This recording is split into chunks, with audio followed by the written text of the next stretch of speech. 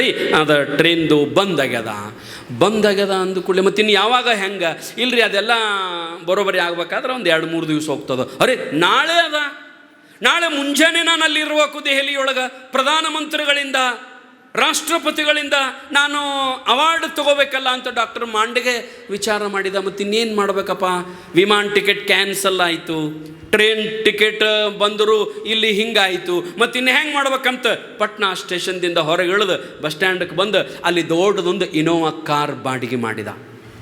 ದೊಡ್ಡದೊಂದು Innova car ಗಾಡಿ ಬಾಡಿಗೆ ಮಾಡಿ ಆ ಹುಡುಗಿಗೆ ಹೇಳ್ದ, ಇಷ್ಟು ಟೈಮ್ದೊಳಗೆ ನನಗೆ ಹಿಂಗೆ ಕರ್ಕೊಂಡು ಹೋಗ್ಬೇಕಿಂತ ಜಾಗದೊಳಗೆ, ಯಾಕಂದ್ರೆ ಪದ್ಮಶ್ರೀ ಪ್ರಶಸ್ತಿ ಅವಾರ್ಡ್ ಅದ, ನಾನು ಕರ್ಕೊಂಡು ಹೋಗ್ಬೇಕಂದಾಗ ಅವಂದ ನಾನು ಎಕ್ಸ್ಪರ್ಟ್ ಅದನ್ರಿ ಇನೋವಾ ಗಾಡಿ ಓಡಿಸೋದ್ರೊಳಗೆ ತಾಸಿಗೆ 100 ಕಿಲೋಮೀಟ್ರ್ ಹೋಗ್ತಾನೆ ಹತ್ತಿರ ಅಂತ ತಿಳ್ಕೊಂಡು ಹತ್ತೇನಪ್ಪ ಅಂತಂದ್ರೆ ಹೋಗುವಾಗ ಇನ್ನೊಂದು ತ್ವಾಡೆ ಉಳಿದಿತ್ತು. ಆ ಹೈವೇ ರೋಡ್ ಮ್ಯಾಗ ಏನಾಗಿತ್ತು ಅಂದ್ರೆ ಅಲ್ಲಿ ಕೋಮುಗಲಭೆಗಳಿಂದ, ಅಲ್ಲಿ ಜಾತಿಗಳ ಮಧ್ಯ ಜಗಳದಿಂದ ಅಲ್ಲೇನಾಗಿತ್ತಂತಂದ್ರೆ ಆ ಹೈವೇ ರೋಡ್ ಮ್ಯಾಗ ಭಾಳಷ್ಟು ಮಂದಿ ಬಂದು ಅದನ್ನು ಬಂದ್ ಮಾಡಿಕೊಂಡು ಕೂತು ಬಿಟ್ಟಿದ್ರು. ರಾತ್ರಿ 12 ಗಂಟೆ 1 ಗಂಟೆ ಆಗಿತ್ತು. ಅಲ್ಲಿ ಅದನ್ನು ಬಂದ್ ಮಾಡಿಕೊಂಡು ಕುಂತು ಬಿಟ್ಟಿದ್ರು. ಏನಾಗ್ಯದ ಅಂತಂದಾಗ, ಇಲ್ರಿ ಇಲ್ಲಿ ಒಂದು ಗಾಡಿನೂ ಬಿಡಂಗಿಲ್ಲ, 3 ಕಿಲೋಮೀಟ್ರ್ ಗಾಡಿ ತರಬ್ಯಾವ ನೋಡ್ರಿ, 3 ಕಿಲೋಮೀಟ್ರ್ ಗಾಡಿ ತರಬ್ಯಾವ, ಬಿಡಂಗಿಲ್ಲ ಗಾಡಿ. ಅಂದ ರಾತ್ರಿ 12 ಗಂಟೆ ಆಗಿತ್ತು. ಅದು ದೊಡ್ಡ ಒಂದಿಷ್ಟು ಕಾಡು ಅರಣ್ಯ ಹೊಲ ಅಂಥದ್ರೊಳಗೆ ತರಬಿತ್ತು. ಮಳೆ ಜಿಟಿ ಬರ್ತಿತ್ತು.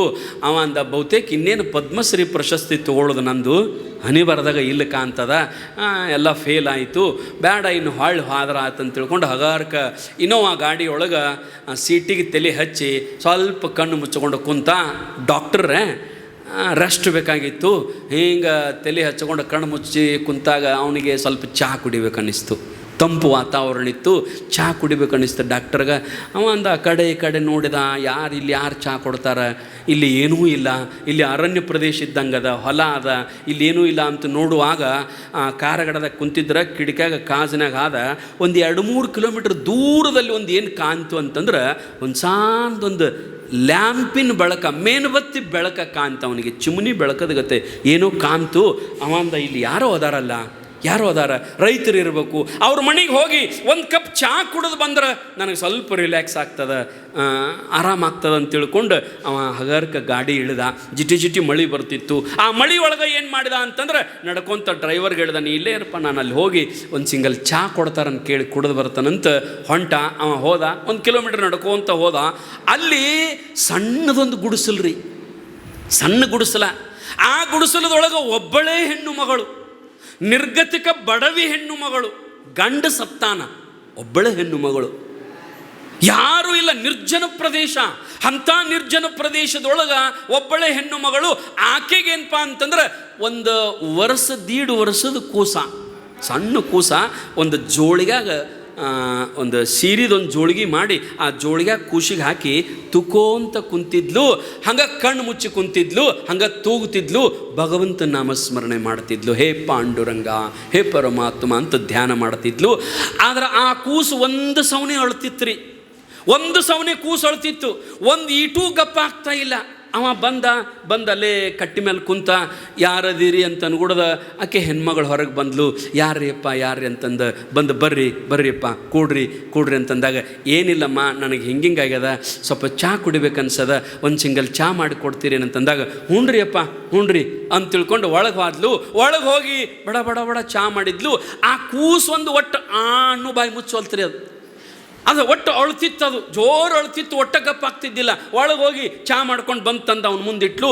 ಮತ್ತೇನು ಮಾಡಿದ್ಲು ಅಂತಂದ್ರೆ, ಕೂಸು ಅಳ್ತಿತ್ತು, ತೂಗುತ್ತಿದ್ಲು, ಮತ್ತೆ ಕಣ್ಣು ಮುಚ್ಚಿದ್ಲು. ಹೇ ಪಾಂಡುರಂಗ, ಹೇ ಪರಮಾತ್ಮ, ಹೇ ವಿಠ್ಠಲ, ಹೇ ಪರಮಾತ್ಮ, ಹೇ ಭಗವಂತ ನಾಮಸ್ಮರಣೆ ಮಾಡ್ತಿದ್ಲು. ಅದು ಇವಾಗ ಬರಂಗಿಲ್ಲ ರೀ ಡಾಕ್ಟರ್ ಮಾಂಡಿಗೆಗೆ ಆಗಿ ಬರಂಗಿಲ್ಲ. ಅವಂತಿದ್ದ, ಏನು ಯಾಕೆ ಹಿಂಗೆ ಮಾಡ್ತಿ, ದೇವ್ರಿಗೆ ಯಾಕೆ ನೆನೆಸ್ತಿ ನೀನು, ಏನು ದೊಡ್ಡ ದೇವರ, ಒಂದು ವೇಳೆ ದೇವ್ರು ಇದ್ದುದನ್ನೇ ಕರೆ ಆದ್ರೆ ನಿನ್ನ ಬಡತನ, ನಿನ್ನ ದರಿದ್ರತನ, ನಿನ್ನ ದುಃಖ ಇದನ್ನೆಲ್ಲ ಪರಿಹಾರ ಮಾಡಬಹುದಾಗಿತ್ತಲ್ಲ ದೇವರು, ಯಾಕೆ ದೇವರಿಗೆ ನೆನೆಸ್ತಿ? ಬೇಡು, ಆ ದೇವರ ಮ್ಯಾಗೆ ನಂಬಿಕೆ ವಿಶ್ವಾಸ ಇವತ್ತು ಬಿಟ್ಟು ಬಿಡು. ದುಡ್ಯಾಕೆ ದುಡ್ದ ಏನಾರ ಮಾಡ್ಕೋ, ಮನಿ ಕಟ್ಕೊಳಕ್ಕೆ ಬರ್ತದ ದುಡಿದ್ರ. ದೇವ್ರೇನು ತಂದು ಕೊಡುತ್ತ ಹಂಗೆ ಹಿಂಗೆ ಅನ್ನಕತ್ತಿದ್ಲು. ಅನ್ನುವಾಗ ಆಕೆ ಅವನಿಗೇನು ದಾದ ಮಾಡಲಿಲ್ಲ, ಹಂಗೆ ಕೂತ್ಲು. ಆಗ ಅವ್ನು ಕೇಳ್ದ, ಕೂಸು ಯಾಕೆ ಅಳ್ತದ ಅಂತ ಕೇಳಿದಾಗ ಆಕೆ ಹೇಳ್ತಾಳೆ, ಡಾಕ್ಟ್ರ ನೀ ಹೇಳಿದಲ್ಲ ದೇವರಿಗೆ ನೆನೆಸಬೇಡ ಅಂತ, ನೀ ಹೇಳಿದಲ್ಲ ದೇವರಿಗೆ ನೆನೆಸಬೇಡ ಅಂತ. ನನ್ನ ತಾಯಿ ನಾನು ಸಣ್ಣಕ್ಕಿದ್ದಾಗಿ ನಿಂದಳು ನನ್ನ ಎದರ ಮ್ಯಾಗ ಬೆಳೆಸಾಳಂತಂದ್ರೆ ದೇವ್ರ ಮ್ಯಾಗ ನಂಬಿಕೆ ಇಡಿಸೇ ನನ್ನ ಬೆಳೆಸಾಳ. ನಾನು ಗಂಡನ ಮನೆಗೆ ಬರುವಾಗ ಹೇಳಿ ಕಳಿಸಾಳ, ಏನನ್ನಾದರೂ ಮರಿ ಸಾಯು ತನಕ ಆ ಪರಮಾತ್ಮನ ಮರಿಬೇಡ ಅಂತ ನನಗೆ ಹೇಳಿ ಕಳಿಸಾಳ. ಅದಕ್ಕೆ ನಾ ಸಾಯು ತಕ ಅವನ್ನ ನೆನೆಸೋದು ಬಿಡಂಗಿಲ್ಲ. ಆ ಕೂಸಿಗೆ ಏನಾಗ್ಯದ, ಯಾಕೆ ಅಳ್ತದ ಅಂತ ಕೇಳಿದಲ್ಲ, ಆ ಕೂಸಿಗೆ ನನ್ನ ಮಗನಿಗೆ ಏನಾಗ್ಯದ ಅಂತಂದ್ರೆ, ನಾನು ದವಾಖಾನೆಗೆ ಕರ್ಕೊಂಡು ಹೋಗಿ ಚೆಕ್ ಮಾಡಿಸಿದ್ರೆ ನನ್ನ ಕೂಸಿನ ಹಾರ್ಟ್ದೊಳಗೆ ಒಂದು ಹೋಲದ ಅಂತ. ನನ್ನ ಕೂಸ 1.5 ವರ್ಷದ್ದೇನದಲ್ಲ, ಆ ಕೂಸಿನ ಹಾರ್ಟ್ದೊಳಗೆ ಒಂದು ಸಣ್ಣ ಹೋಲದ ಅಂತ. ಇಲ್ಲಿ ಸಮೀಪದ ಎಲ್ಲ ಡಾಕ್ಟ್ರ್ ತಕ್ಕ ಹೋಗಿ ನಾನು ಚೆಕ್ ಮಾಡಿಸೀನಿ, ಯಾರಿಗೂ ಆರಾಮ್ ಮಾಡೋಕ್ಕಾಗಿಲ್ಲ ನನ್ನ ಮಗನನ್ನು. ಆದರೆ ಎಲ್ಲ ಡಾಕ್ಟ್ರು ಒಂದು ಮಾತು ಹೇಳ್ಯಾರ. ಏನು ಹೇಳ್ಯಾರಂತಂದ್ರೆ, ತಂಗಿ ನಿನ್ನ ಮಗನಿಗೆ ಹಾರ್ಟ್ ಆಪ್ರೇಷನ್ ಮಾಡೋರು ಬಹುತೇಕ ಇಲ್ಲಿ ಯಾರೂ ಇಲ್ಲ. ನಿನ್ನ ಮಗನ ಹಾರ್ಟ್ ಆಪ್ರೇಷನ್ ಆಗಬೇಕಾದ್ರೆ, ನಿನ್ನ ಮಗ ಇದರಿಂದ ಬದುಕಬೇಕಾದ್ರೆ ನೀನೇನು ಮಾಡ್ಬೇಕಂದ್ರೆ, ಪುಣಾದೊಳಗೆ ಒಬ್ಬ ದೊಡ್ಡ ಡಾಕ್ಟರ್ ಅದಾನ, ಮಾಂಡಗೆ ಅಂತ ಡಾಕ್ಟರ್ ಅದಾನ, ಅವನ ಹತ್ಯಕ್ಕೆ ಹೋದ್ರೆ ನಿನ್ನ ಮಗ ಉಳಿತಾನಂತ ಎಲ್ಲ ಡಾಕ್ಟರ್ ಹೇಳ್ಯಾರ. ಅದಕ್ಕೆ ನಾನು ಇವತ್ತು ಚಾಲೆಂಜ್ ಮಾಡಿ ಕೂತೀನಿ ಆ ದೇವರಿಗೆ, ಆ ಭಗವಂತನಿಗೆ, ಪಾಂಡುರಂಗನಿಗೆ ನಾನು ಚಾಲೆಂಜ್ ಮಾಡೀನಿ. ಏನಂತಂದ್ರೆ, ಹೇ ಪಾಂಡುರಂಗ, ಹೇ ಪರಮಾತ್ಮ, ನಾನು ನಿನ್ನ ಮ್ಯಾಗ ವಿಶ್ವಾಸ ಇಟ್ಟಿದ್ದ ಕರೆ ಆದರೆ, ನಾನು ನಿನ್ನ ಮ್ಯಾಲ ನಂಬಿಕೆ ಇಟ್ಟಿದ್ದ ಕರೆ ಆದರೆ, ನೀ ಏನು ಮಾಡ್ಬೇಕಂದ್ರೆ, ಆ ಮಾಂಡಿಗೆ ಡಾಕ್ಟ್ರ್ ಯಾರು ಅನ್ನೋದು ನನಗೆ ಗೊತ್ತಿಲ್ಲ, ಅವ ಎಲ್ಲಿದ ಅನ್ನೋದು ನನಗೆ ಗೊತ್ತಿಲ್ಲ. ಆ ನಂತರ ಅಷ್ಟು ಖರ್ಚು ಮಾಡೋಕೆ ನನ್ನ ಹತ್ತಕ್ಕೆ ದುಡ್ಡು ಇಲ್ಲ.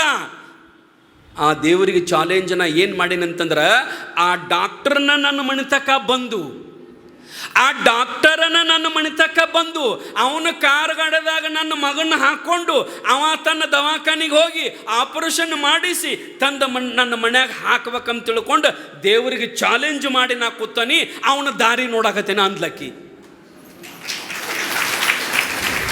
ಅವಾಗ ದಿಗಲ ಬಡಿತೀರಿ ಡಾಕ್ಟ್ರಗ, ಯಾಕಂದ್ರೆ ಬಂದವ ಬೇರೆ ಯಾರು ಅಲ್ಲ, ಅವನೇ ಡಾಕ್ಟರ್ ಮಾಂಡಿಗೆನ ಬಂದು ಕೂತಿದ್ದ. ಅವ ಅಂದ, ನನ್ನ ಪ್ಲೇನ್ ಟಿಕೆಟ್ ಕ್ಯಾನ್ಸಲ್ ಮಾಡಿದವ್ರು ಯಾರು? ನನ್ನ ಟ್ರೈನ್ ಕ್ಯಾನ್ಸಲ್ ಮಾಡಿ ನನ್ನ ಅಲ್ಲಿಂದ ಇಳಿಸಿದವ್ರು ಯಾರು? ಬೈ ರೋಡ್ ಕಾರ್ಗಾಡಿಯಿಂದ ಬರುವಂಗೆ ಮಾಡಿದವ್ರು ಯಾರು? ಇಲ್ಲೇ ಬಂದು ಈ ಗಲಭೆ ನಡೆದು ಇದರ ಸಮೀಪ ಇಲ್ಲಿ ಗಾಡಿ ತರುವಂಗೆ ಮಾಡಿದವ್ರು ಯಾರು? ಇದನ್ನೆಲ್ಲ ತನ್ನನ್ನು ತಾನು ಪ್ರಶ್ನೆ ಮಾಡಿಕೊಂಡ ಆಗ ಆಕೆಗೆ ಹೇಳ್ತಾನೆ, ಹೇ ತಾಯಿ, ಹೇ ಅಮ್ಮ, ನಾನು ಬೇರೆ ಯಾರೂ ಅಲ್ಲ, ನಿನ್ನ ಕೂಗಿಗೆ ಬಂದಿರತಕ್ಕಂಥ ಡಾಕ್ಟರ್ ಮಾಂಡಗೆ ನಾನವ ಅಂದ. ಡಾಕ್ಟರ್ ಮಾಂಡಗೆ ನಾನವ ತಾಯಿ, ನನ್ನ ಇಲ್ಲಿ ಯಾಕೆ ಕಳಿಸಿದ್ರು, ಯಾರು ಕಳಿಸಿದ್ರು, ನಾ ಇಲ್ಲಿ ಯಾಕೆ ಬಂದು ನಂದು ನನಗೆ ಗೊತ್ತಿಲ್ಲ. ಆಗ ಹೇಳ್ತಾಳೆ, ಡಾಕ್ಟರ್ ದೇವ್ರಿಲ್ಲ ಅಂದ್ರೆ ನೀ ಇಲ್ಲಿ ಯಾಕೆ ಬಂದಿ? ಒಂದು ವೇಳೆ ದೇವ್ರು ಇಲ್ಲ ಅಂತಂದ್ರೆ ನೀ ಇಲ್ಲಿ ಯಾಕೆ ಬಂದಿ ಅಂತ ಕೇಳಿದಾಗ ಅವ ಅಂದ, ಅದೇನು ನನಗೆ ಗೊತ್ತಿಲ್ಲ, ನಿನ್ನ ಮಗನ ಅಳುವಿನ ಆ ರೋಧನೆಯನ್ನು ನನಗೆ ಕೇಳಕ್ಕಾಗ್ತಾ ಇಲ್ಲ. ಪಟ್ನ ಹೇಳಂತ ತಿಳ್ಕೊಂಡು ತಾನ ಹೋಗಿ ಆ ಕೂಸಿಗೆ ಜೋಳಿಗೆಗಿಂದ ಹಿಂಗೆ ತೊಗೊಂಡೇನಪ್ಪ ಅಂತಂದ್ರೆ ಬಡ ಬಡ ಬಡ ಬಡ ತೊಗೊಂಡು ಓಡಾಕತ್ತಿದ. ಹಿಂದೆ ಆ ಕೂಸಿನ ತಾಯಿ ಬಂದ್ಲು, ಕಾರ್ಗಡದ ಕುಂಡ್ರಿಸಿ ಯುಟರ್ನ್ ಮಾಡಿ ಸೀದಾ ಎಲ್ಲಿಗೆ ಬಂದ ಅಂತಂದ್ರೆ ಪೂರ್ಣಕ್ಕೆ ಬಂದು ಆ ಕೂಸಿಗೆ ಬೈಪಾಸ್ ಸರ್ಜರಿ ಮಾಡಿ ಆಪರೇಷನ್ ಮಾಡಿ ಅದನ್ನು ಆರಾಮ ಮಾಡಿ 3 ತಿಂಗಳು ಡಾಕ್ಟ್ರ್ ತನ್ನ ಹಾಸ್ಪಿಟಲ್ದಾಗ ಇಟ್ಕೊಂಡು ₹1 ತಗೊಳ್ಳಾರ್ದ ಮತ್ತು ಆಕಿ ಉಡ್ಯಾಗ ಎಷ್ಟೋ ದುಡ್ಡು ಹಾಕಿ ಕಾರ್ಗಡೆ ಮಾಡಿ ತಾನ ಬಂದು ಆ ಗುಡಿಸಲ್ದಾಗ ಕೂಸಿಗೆ ಹಾಕಿ ಆಕೆ ಕಾಲಿಗೆ ಬಿದ್ದು ಹೇಳ್ದ, ಒಂದು ವೇಳೆ ಆ ಪದ್ಮಶ್ರೀ ಪ್ರಶಸ್ತಿ ಅವಾರ್ಡ್ ನನಗೆ ಕೊಟ್ಟಿದ್ರೆ ಇದಕ್ಕಿಂತಲೂ ದೊಡ್ಡ ಅವಾರ್ಡ್ ಅದೇನು ನನಗಾಗುತ್ತಿದ್ದಿಲ್ಲ.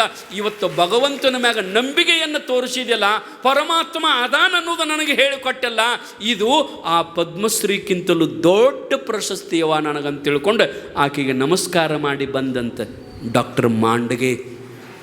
ಇವತ್ತು ಪುಣಾದಾಗ ಡಾಕ್ಟರ್ ಮಾಂಡಗೆ ಅಂತ ಕೇಳಿದ್ರೆ ಹಾರ್ಟ್ ಸ್ಪೆಷಲಿಸ್ಟ್ ಅಂತ ದೊಡ್ಡ ಹೆಸರು ಅದರಿ. ಇವತ್ತು ಅವನ ಹಾಸ್ಪಿಟಲ್ದಾಗ ಆ ಹೆಣ್ಣುಮಗಳ ಫೋಟೋ ಅದ ಅಂತ. ಇದನ್ನು ನಾನು ಪುಣಾಕ ಕಾಳೆವಾಡಿ ಪಾಠ ಅಂತ ತಿಳ್ಕೊಂಡಲ್ಲದ ಅಲ್ಲಿ ಪ್ರವಚನಕ್ಕೆ ಹೋದಾಗ ಹೇಳಿದ ಘಟನೆ ಇದು. ನಾ ಯಾಕೆ ಹೇಳಕತ್ತೀನಿ ಅಂತಂದ್ರೆ ಇವತ್ತು ದೇವ್ರು ಇಲ್ಲ ಅಂತ ಅನ್ನೋದಲ್ಲ, ನಂಬಿಕೆ ಇಟ್ಟರೆ ಇವತ್ತು ನಿಮ್ಮ ಸಹಾಯಕ್ಕೆ ಬರ್ತಾನೆ ರೀ ಅವ.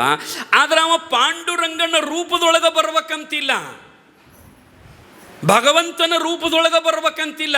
ಯಾವುದೋ ರೂಪದೊಳಗೆ ಬರ್ತಾನೆ ಪರಮಾತ್ಮ, ಯಾವುದೋ ರೂಪದೊಳಗೆ ಪರಮಾತ್ಮ ಬರ್ತಾನೆ. ಆದರೆ ಅವನನ್ನು ಗುರ್ತು ಹಿಡಿಯತಕ್ಕಂಥ ಶಕ್ತಿ ನಮಗೆ ಬೇಕು, ನಮಗೆ ಆ ಕಣ್ಣು ನಿರ್ಮಾಣ ಆಗಬೇಕು, ಅವನನ್ನು ಗುರ್ತು ಹಿಡಿಯತಕ್ಕಂಥ ಶಕ್ತಿ ಬೇಕು. ಒಬ್ಬರು ಅರ್ಚಕರು ಪೂಜಾ ಮಾಡುವಾಗ, ಲಿಂಗದ ಮ್ಯಾಗ ಪೂಜಾ ಮಾಡುವಾಗ ದೊಡ್ಡ ಹೊಳಿ ಬಂತಂತ. ಮೊಬೈಲ್ದಾಗ ನೀವು ನೋಡಿರ್ಬೋದು. ದೊಡ್ಡ ಹೊಳಿ ಬಂದು ಏನಾಯಿತು ಅಂತಂದ್ರೆ ಲಿಂಗದ ಮ್ಯಾಗ ನೀರು ಬರಾಕತ್ತು. ಅವ ಹಂಗೆ ತೊಳ್ಕೊಂತ ಹೊರಗೆ ಬಂದ. ಅನುಗುಡ್ದ ಹೆಚ್ಚು ನೀರು ಬಂತು. ಇನ್ನೇನು ನಮ್ಮೆಲ್ಲ ಬರ್ತದಂತ ತಿಳ್ಕೊಂಡು ಸಾಯ್ತಾನಂತೇಳಿ ಗುಡಿ ಮ್ಯಾಲ ಹತ್ತಿ ಕುಂತಂತ. ಹಂಗೆ ಮತ್ತು ನೀರು ಹೆಚ್ಚ ಬಂತಂತ, ಅದು ಗುಡಿ ಮ್ಯಾಗೂ ಬಂತು. ಅವ ಆಗ ಗುಡಿ ಮ್ಯಾಗ ಬಂದಾಗ ಅಲ್ಲಿರ್ತಕ್ಕಂಥವ್ರು ಎಲ್ಲರೂ ಹೇಳಿದ್ರಂತ, ಇಲ್ಲ ಮತ್ತು ನೀರು ಭಾಳ ಬರ್ತದ, ಮ್ಯಾಲೆ ನೀರು ಭಾಳ ಬಿಟ್ಟಾರ, ಅದಕ್ಕೆ ಎಲ್ಲರೂ ಹೊಂಟಾರ, ಹೋಗುದದ ಬಾ ಅಂತಂದಾಗ ಅವ ಅಂದಂತ, ಇಲ್ಲದಲ್ಲ ನನ್ನ ಕಾಯವ್, ಅವ್ನು ಕಾಯ್ತಾನ, ಅವ್ನು ಇಟ್ಟು ದಿವ್ಸ ಪೂಜಾ ಮಾಡಿ ನಾನು ಅವ್ನು ನೋಡಂತ. ಎಲ್ಲರೂ ಊರು ಬಿಟ್ಟು ಆದರು, ಇವ ಹೋಗಲಿಲ್ಲ. ನೀರು ಹಂಗೆ ಬಂತು, ಮ್ಯಾಲೆ ಹೋಗಿ ಕುಂತಾಗ ಇಲ್ಲೇ ಒಬ್ಬ ಕುಂತಾನ, ನಾವು ಬರುವಲ್ಲಂತ. ಸರ್ಕಾರದವರು ಇದನ್ನು ಕೊಡ್ತಾರೆ ನೋಡ್ರಿ, ಅವೇನು ಯೋಧರು ಇರ್ತಾರಲ್ಲ ನೀರಿನಾಗ, ಅವ್ರನ್ನ ತೆಗ್ಯವ್ರು. ಅವ್ರು ಬಂದು ಅವ್ರಿಗೆ ಹೇಳಿದ್ರು, ಬರ್ರಿಪ್ಪ ಈಗ ಬರ್ರಿ, ಮತ್ತು ನೀನು ಸಾಯ್ತೆಂದಾಗ ಇಲ್ಲದಂತ ದೇವ್ರು ಅವ್ನು ನಾನು ಕಾಪಾಡ್ತಾನೆ, ನಾ ಬರಂಗಿಲ್ಲ ಅಂತಂದಾಗ ಕೊನೆಗೆ ಮತ್ತೆ ಅವ್ರು ಆದರೂ ನೀರು ಹಂಗೆ ಬತ್ತು, ಪೂರ ಮ್ಯಾಲೆ ಶಿಖರದ ಮ್ಯಾಗ ಹೋಗಿ ಕುಂತ್ರಿ. ಅಷ್ಟು ನೀರು ಬಂತದು. ಇನ್ನೇನು ಸಾಯು ಪರಿಸ್ಥಿತಿ. ಮತ್ತೂ ಬಿಡಲಿಲ್ಲ ಸರ್ಕಾರದವರು. ಪ್ಲೇನ್ ತೊಗೊಂಡು ಬಂದರು, ಹಗ್ಗ ಜೋತು ಬಿಟ್ಟರು. ಕೊನೆದದ ಇನ್ನು ಬಿಟ್ಟರೆ ಸಾಯ್ತಿ ನೀನು, ಪಟ್ನ ಹಗ್ಗ ಹಿಡಿ, ನೀನು ತೊಗೊಂಡು ಹೋಗಿ ಬದುಕಿಸ್ತೀವಿ ಅಂದಾಗ, ನೀವ್ಯಾಕ್ರಿ ಇಲ್ಲದಾನ್ಲ 50 ವರ್ಷ ಪೂಜಾ ಮಾಡಿನ, ಅವ್ನು ನಾನು ಬದುಕಿಸಂಗಿಲ್ಲ ಅಂತ ತಿಳ್ಕೊಂಡು ಆಗೂ ಹೋಗಲಿಲ್ಲ. ಕಡೆಗೆ ನೀರು ಹೆಚ್ಚು ಬಂತು, ನೀರಾಗ ಮುಳುಗಿ ಸತ್ತ.